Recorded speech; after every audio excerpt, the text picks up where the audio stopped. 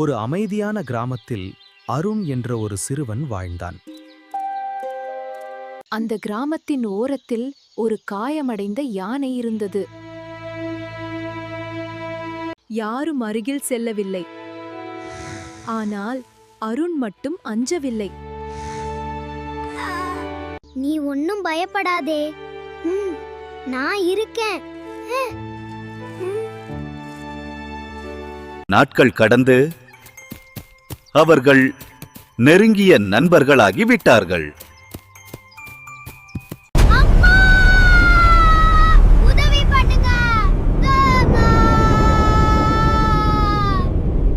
அவன் குரல் பலமாக கேட்டாலும் அருகில் யாரும் இல்லை. அவன் குரலை கேட்டு யானை ஓடி வந்தது.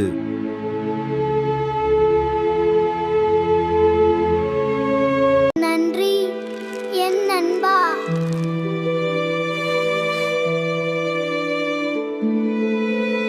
என் அன்பான நண்பா, என் நன்றியை எப்படி சொல்வது என்றே தெரியவில்லை. அந்த நாளுக்கு பிறகு எல்லோரும் யானையை அன்புடன் பார்த்தார்கள்.